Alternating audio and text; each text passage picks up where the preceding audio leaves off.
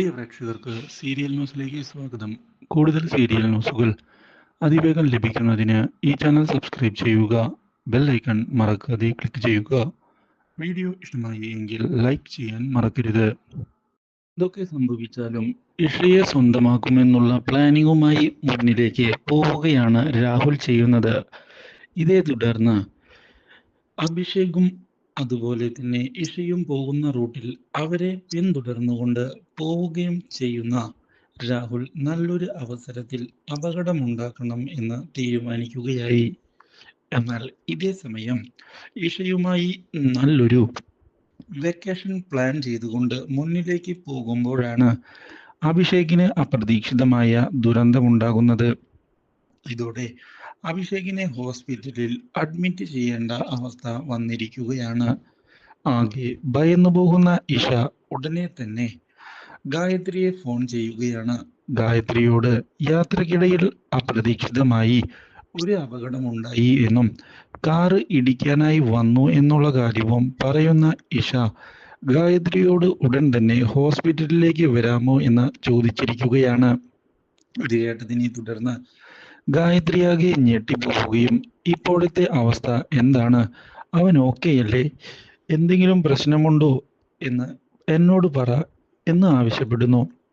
ഇത് കേൾക്കുന്ന ഇഷ ഇപ്പോൾ യാതൊരു പ്രശ്നവുമില്ല, അഭിഷേകിന്റെ ഇപ്പോഴത്തെ ആരോഗ്യസ്ഥിതി സ്റ്റേബിളാണ് എന്നും നോർമലാണ് എന്നും ഡോക്ടർമാർ എന്നോട് പറഞ്ഞു കഴിഞ്ഞു. പക്ഷേ അമ്മ കൂടി ഹോസ്പിറ്റലിലേക്ക് വരികയാണ് എങ്കിൽ അത് നല്ലൊരു കാര്യമായിരിക്കും എന്ന് ഇഷ പറഞ്ഞതിനെ തുടർന്ന് ഉടൻ തന്നെ പോകുന്നതിനായി തയ്യാറാവുകയാണ് ഗായത്രി. ഗായത്രിയാകെ പരിഭ്രാന്തയായിരിക്കുന്നത് കാണാൻ ഇടയാകുന്ന ദേവരാജൻ ഉടൻ തന്നെ ഗായത്രിയെ ചെന്ന് കണ്ട് എന്താണ് ഗായത്രി, ആകെ ടെൻഷൻ അടിച്ചാണല്ലോ ഇരിക്കുന്നത് എന്ന് ചോദിക്കുന്നു. അഭിഷേകിന് അപകടം പറ്റിയിരിക്കുന്നു എന്ന് പറയുന്ന അവർ എത്രയും പെട്ടെന്ന് തന്നെ ഹോസ്പിറ്റലിലേക്ക് പോകണമെന്ന് അറിയിക്കുകയും ചെയ്തിരിക്കുകയാണ്. ഉടൻ തന്നെ പോകാം എന്നും ഞാനും കൂടെ വരാമെന്നും ദേവരാജൻ പറഞ്ഞതിനെ തുടർന്ന് തൽക്കാലത്തേക്ക് ഈ വിവരം ദേവബാല അറിയണ്ട എന്ന് ഗായത്രി പറയുകയും ചെയ്യുന്നു.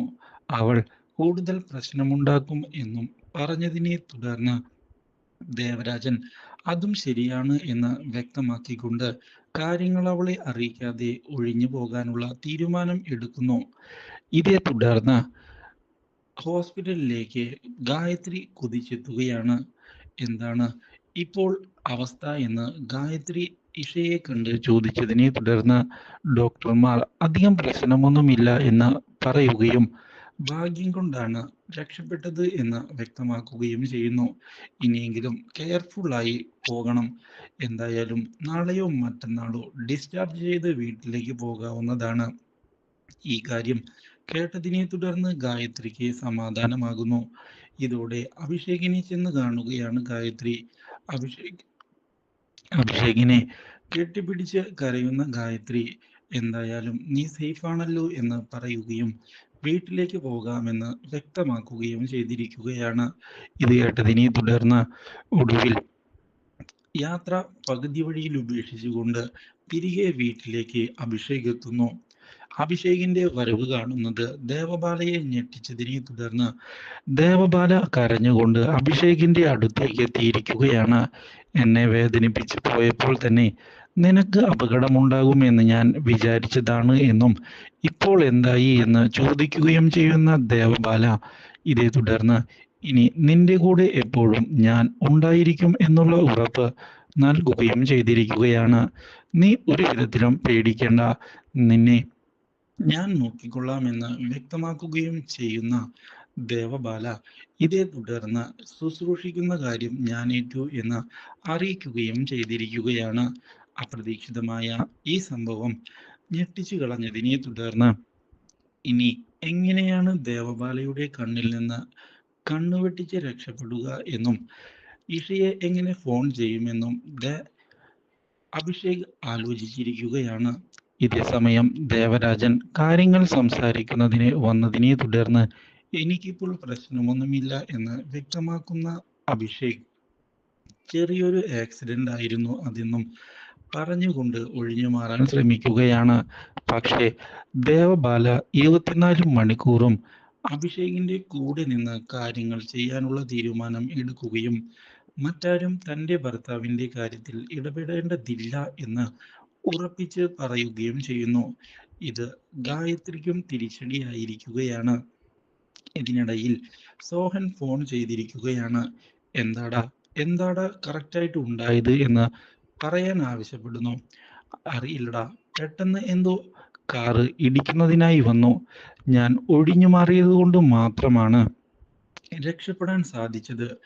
മനഃപൂർവ്വം ആക്സിഡന്റ് ഉണ്ടാക്കാൻ വന്ന പോലെയാണ് എനിക്ക് തോന്നിയത്. അങ്ങനെ സാധ്യതയില്ലല്ലോ. എന്തിനാണ് നിന്നെ കാറുകൊണ്ട് ഇടിച്ചിട്ടിട്ട് അവർക്ക് ഗുണം? പക്ഷേ നമ്മുടെ പ്ലാൻ എന്തായാലും വർക്കൗട്ട് ആയില്ല അല്ലേ? ഇത് കേൾക്കുന്ന അഭിഷേക് ശരിയാണ്, ഒന്നും നടന്നില്ല, വിചാരിച്ചതെല്ലാം കലങ്ങിപ്പോയി. എന്തായാലും ഇനി ഇങ്ങനെ ഉണ്ടാവാതിരിക്കാൻ ശ്രദ്ധിക്കണം. എടാ, ഇനി നീ എന്നാണ് ഓഫീസിലേക്ക് വരുന്നത്? ഇവിടെ ഇപ്പോൾ പ്രശ്നങ്ങൾ കൂടുതൽ വഷളായിരിക്കുകയാണ്. ദേവബാല എന്നെ ഇടം വലം തിരിയാൻ സമ്മതിക്കുന്നില്ല. എൻ്റെ കൂടെ തന്നെയുണ്ട് ഇപ്പോഴും. അത് വലിയൊരു ശല്യമായി മാറിയിരിക്കുകയാണ്. എങ്ങനെയാണ് ഇതിൻ്റെ ശല്യത്തിൽ നിന്ന് ഒഴിവാക്കി തിരികെ ഓഫീസിലേക്ക് എത്തുക എന്നും ഇഷയെ കാണുക എന്നതുമാണ് ഇപ്പോഴത്തെ എൻ്റെ മുന്നിലെ ഏക ടാസ്ക്. അതുകൊണ്ട് തന്നെ കാര്യങ്ങൾ ഇപ്പോൾ ശ്രദ്ധിച്ചു വേണം മുന്നോട്ട് കൊണ്ടുപോകാൻ. കാരണം ഇഷ അപ്രതീക്ഷിതമായി വീട്ടിലേക്ക് കയറി വരികയാണ് എങ്കിൽ ദേവബാലയെ കാണാൻ സാധ്യതയുണ്ട് എന്നും അതോടെ പ്രശ്നങ്ങൾ വീണ്ടും വഷളാകുമെന്നുള്ള കാര്യത്തിൽ ഉറപ്പാണ് എന്ന് അറിയിക്കുകയും ചെയ്തിരിക്കുകയാണ് സോഹൻ. അതോടെ എന്തായാലും ഇഷ മേഡത്തെ ഞാൻ കണ്ട് സംസാരിക്കാം, നീ അവിടുത്തെ കാര്യങ്ങൾ മാനേജ് ചെയ്യ് എന്ന് അറിയിക്കുകയും ചെയ്യുന്നു.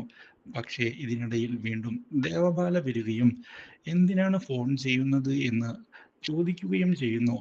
ദേവബാലയുടെ ഈ ആവശ്യങ്ങൾ കൂടുന്നുണ്ട് എന്ന് പറയുന്ന അഭിഷേക് എന്നെ ശല്യം ചെയ്യാതെ ഒന്ന് ഇറങ്ങിപ്പോകാമോ എന്ന് ദേവബാലയോട് ദേഷ്യപ്പെട്ട് പറയുന്നു. ഇത് ദേവബാലയെ വിഷമിപ്പിച്ചതിനെ തുടർന്ന് ദേവബാല എന്തായാലും ഞാൻ പോവുകയില്ല എന്നും എൻ്റെ സ്നേഹം നീ ഒരു ദിവസം തിരിച്ചറിയുമെന്ന് പറയുകയും ചെയ്തിരിക്കുകയാണ്. Do like, share and subscribe.